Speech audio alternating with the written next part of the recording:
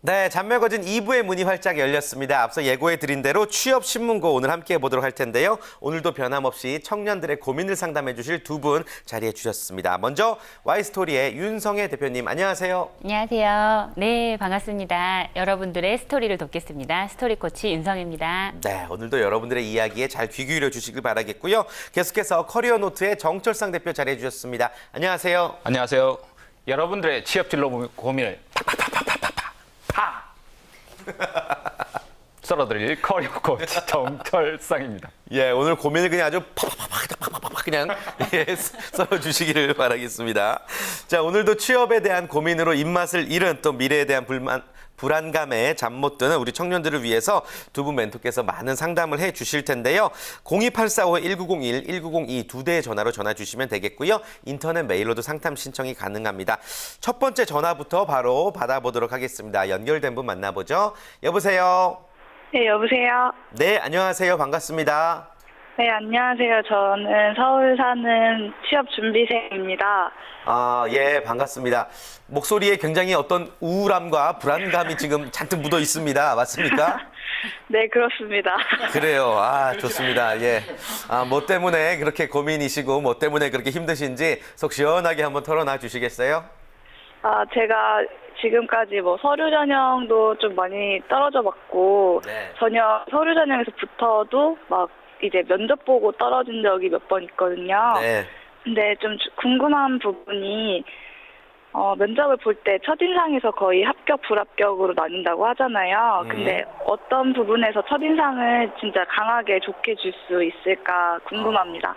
그리고 일단 본인의 좀 인상이 안 좋다는 느낌도 드나요? 막 자꾸 떨어지다 보니까? 근데 자꾸 이제 처음에는 그렇게 생각 안 했는데 예, 떨어지다 예. 보니까 내 인상에 문제가 있나 이런 고민도 하게 되고 좋습니다. 자존감이 많이 낮아지는 것 같아요. 예, 이게 진짜 살아있는 우리 취업 준비생들의 고민일 것 같아요. 한번 윤성혜 대표님부터 상담해 주실까요? 네, 안녕하세요. 네, 안녕하세요. 몇 번 정도 지원하셨어요? 저 이때까지 많이는 안 했고 5번 정도 했는데 아, 5번 정도요? 네. 네네네. 실제로 이제 실무자 면접까지 간 거는 한 3번 정도 있거든요. 잘하셨네요. 지금 여기서 그 번데기 앞에서 주름 잡는 것 같으신데, 여기 거의 나오시는 분들 뭐 60번씩 이렇게 넣었는데 떨어지고 이런 분들도 많이 나오시거든요. 5번, 네, 5번 지원하고 내 첫인상에 문제가 있나 이렇게 생각하지 마세요. 본인이 스스로 봤을 때 내 외모 중에 어떤 부분이 제일 장점이, 제가 지금 얼굴을 볼 수 없어서 마음껏 말하셔도 괜찮습니다. 장점이요? 네네. 일단 잘 웃는 것 같아요. 그럼 됐네요. 네.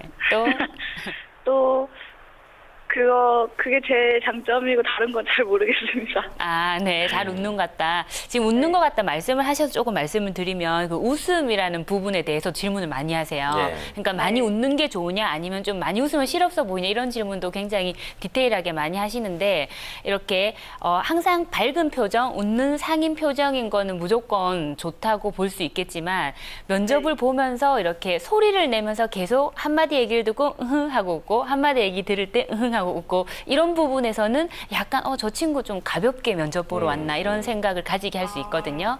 그래서 네. 그 거울 보면서 테스트를 한번 해보시고 동영상 촬영도 꼭 한번 해보세요. 네네. 지금 혹시 화면으로 제 얼굴 보이세요? 제가 지금 학원에서 촬영 어디 가야 돼가지고 바뀌라서요. 그래요. 네. 네, 어쨌든 자신감 가지시고 아마 제가 네. 보기에 표정이 좋을 거라고 예상이 됩니다. 감사합니다. 충분히 뭐 인상에 대해서 걱정하지 않으셔도 좋을 것 같고 우리 또 정철상 교수님도 나와 계신데 더 궁금하신 사항 없으세요? 한 개만 더 할게요. 네네네. 저도 요 인상 이야기 먼저 하나 그래요, 하고 나서 그래요. 상담을 오히려 해주시죠. 답변을 해주는 게 네. 좋지 않을까 이런 생각이 드는데요. 저도 인상이 되게 안 좋아가지고 웃는 연습을 많이 했었거든요. 네. 얼굴 인상학 전문가가 제가 웃을 상이 아니라 그러더라고요. 그러긴 한데 만약 미소도 밝고 그런데 만약에 인상에서 조금 안 좋은 부분이 느껴진다라는 그런 느낌이 든다라면 이게 바깥에 이제 외면에서 드러나는 부분하고 내면에서 드러나는 부분하고 일치되는 게 좋습니다. 예를 들자면 제가 이제 면접관으로 이렇게 들어간 경험이 있는데요. 네. 표정은 굉장히 밝은데 대답을 할 때 부정적인 대답이 많았었어요. 예를 들자면 야근을 한다라면 어떻게 할 거냐라고 하는데 계속 웃으면서 야근은 가능하면 안 하도록 하겠습니다. 야근을 만약에 한다라면 어떻게 하겠습니까? 예, 야근 같은 거는 안 하도록 하겠습니다. 이런 식으로 해서 바깥의 긍정적인 표정이 내면하고 일치되지 않았을 때 그 친구는 오히려 점수가 계속해서 깎였고요.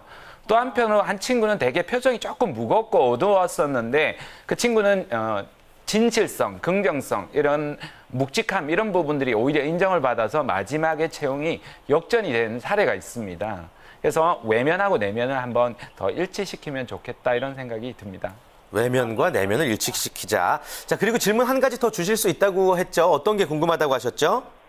어떤 부분이 부족해서 네. 이렇게 떨어졌는지에 대해서 회사 쪽에서 거의 말을 안 했잖아요. 대부분 그렇죠. 예, 예. 네, 스스로 자가적으로 진단을 할 수 있는 방법은 없을까 궁금합니다. 아, 내가 왜 떨어졌는지에 대한 분석. 예, 어떤 방법이 있을까요? 사실 실제로 인사 담당자는 왜 떨어졌는지 알려주질 않고요. 실제로 요구를 해도 이제 회사 내규로 해서 알려드리지 않습니다.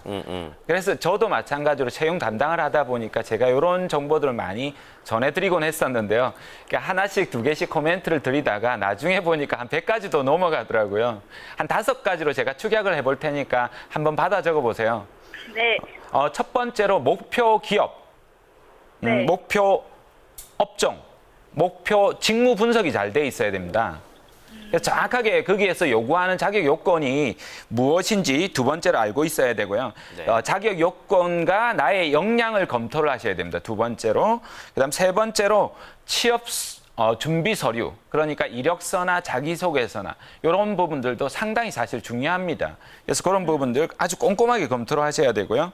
필요하다라면 주변의 전문가들한테 한번 재검토를 받으시는 게 좋습니다. 세 번째로는 말씀하신 면접 태도입니다. 그래서 외부적으로 드러나는 이미지와 내적인 이미지, 이 두 가지가 일치하도록 노력을 하셔야 되고 셀프 카메라로 스마트폰 같은 거로 테스트 해보시는 것도 도움이 됩니다. 마지막으로 5번째가 비즈니스 마인드입니다. 기업은 항상 그냥 마인드가 중요하다라고 이야기하지만 그 마인드 중에서도 직무 중심, 일 중심의 사고를 선호하는 경향이 있습니다. 그래서 그 부분을 5가지를 한번 비교 검토해 보시면 적정 부분을 찾아낼 수 있지 않을까 이런 생각이 듭니다. 네, 좋습니다. 바쁘신 와중에도 저희에게 전화 주셔서 감사드리고요. 잘 웃으시는 우리 전화 주신 분의 어떤 특성대로 항상 좋은 결과가 있을 거라고 저희는 믿고 응원하도록 하겠습니다. 전화 주셔서 감사합니다. 감사합니다. 네, 감사합니다. 앞서서 이분께서 또 궁금하신 사항들이 많은 것 같은데 혹시 못다 하신 말씀 있으면 짧게 한 말씀 해주실까요? 자신감 있는 어떤 표정, 이 부분도 굉장히 중요한 것 같아요. 그래서 좀 이렇게 얼굴 단순한 표정이 아니라 몸짓이나 제스처까지도 좀 중요하거든요. 그래서 내가 거울을 보거나 동영상을 찍을 때 이런 얼굴만 딱 신경을 쓰는 게 아니라 몸짓, 태도, 손짓 이런 것까지 내가 평소에 어떻게 쓰는지도 좀 보면 좋겠다 이렇게 생각이 들었습니다. 그리고 질문에서 모르는 게 나오면 그냥 모르겠다라고 당당하게 말을 하고 대신에 저는 이런 부분은 이렇게 할 수 있습니다. 이렇게 이야기를 하는 것도 그런 표정에서 드러나는 것 같습니다. 그렇죠. 네네. 뭐든지 어떤 당황하지 않는 아는 척을 하는 순간 네네. 점수가 이제 마이너스 되기 마련이니까. 네. 자, 어떻게 면접에서 대처를 해야 될지 두 분이 아주 친절하게 설명을 해주신 것 같고요. 계속해서 또 전화가 걸려왔다고 합니다. 만나볼게요. 여보세요. 네, 여보세요. 네, 안녕하세요. 예, 안녕하세요. 네, 반갑습니다. 전화 주셔서 우선 감사드리고요. 취업 준비생이시죠? 네, 저는 문예창작학과 4학년 취업 준비생입니다. 네, 문예창작학과 아주 제가 가고 싶었던 과였어요. 아, 네. 네. 어떤 고민이 있으신가요? 네, 저는 이제 크지는 않지만 이제 작은 공모전에서 수상도 했었고, 네. 또 이제 연극에도 관심이 있어서 이제 아마추어 무대에 서기도 했었는데요. 정확하게 제가 이 전공을 어떻게 살려가지고 취업을 할 수 있을지 좀 고민이거든요. 그래서 제 전공을 살려서 좀 취업을 하려면 좀 어떻게 알아보고 준비하면 좋을지 여쭤보고 싶어서요. 그래요. 단순하게 우리 취업 준비생께서 학생께서 하고 싶은 일은 뭐예요? 어떤 직업의 모습을 보면은 좀 설레고 그런가요? 그게 제일 고민인 것 같아요. 제 전공을 살리고는 싶은데 정확하게 나 이걸 하고 싶다라는 걸 제가 못 찾은 것 같아서 좀 어떻게 찾을 수 있는 방법이 제가 좀 그걸 요즘 고민을 하고 있어요. 그래요. 이제 결국엔 이제 스토리가 문제인 셈인데 우리 윤성희 대표님께서 한번 상담해 주실까요? 아, 문예창작학과 반갑습니다. 안녕하세요. 예, 안녕하세요. 네, 저도 대학 다닐 때 그 극단에 소속돼서 연극도 하고 또 이렇게 다양한 활동을 많이 했었거든요. 이게 또 경력이 좀 비슷한 것 같아서 반가운데, 저는 개인적으로 문예창작학과나 국어국문학과의 진로가 굉장히 넓다고 보는 사람이거든요. 사실은 뭐 제가 예전 방송에 한번 말했지만 국어국문학과 졸업해서 취업할 곳이 없어서 국물도 없는 학과라고 국물학과라고 놀림을 받기도 했었는데, 사실 예전에. 네네 제가 사회생활하고 또 제 일을 하면서 보니까 너무나 그 역량을 가지고 있는 사람들을 필요로 하는 곳이 많다는 느낌이 들었어요. 단 대학을 졸업한 딱 그 시점에 봤을 때는 별로 없어요. 네, 어떤 의미인지 좀 잘 아시겠습니까? 네. 예, 좀 어렴풋하게 너무 많아서 아무래도 고르기가 힘든다는 말씀이 좀 와닿는 것 같아요. 그래서 제 생각에는 내가 문예창작학과를 졸업했기 때문에 가지고 있는 역량이 분명히 있을 거거든요. 어떤 전달하고자 하는 바를 글로서 분명히 전달하는 역량이라든지 아니면 본인의 관심사가 어딘지 모르겠지만 뭐 시나 소설이나 수필이나 뭐 논설이나 이런 어떤 분야가 있을 텐데 그 분야를 주특기로 가지고 계시되 본인이 그 주특기를 살릴 수 있는 어떤 분야를 하나 찾으셔야 되는데요. 그 분야를 지금 당장 1, 2년 안에 찾겠다고 생각하지 마시고 한 30대 초반 이때까지 나는 아주 정말 다양한 경험을 하면서 내가 가슴 뛰는 분야를 하나 찾겠다 이렇게 생각을 하시면 좋을 것 같아요.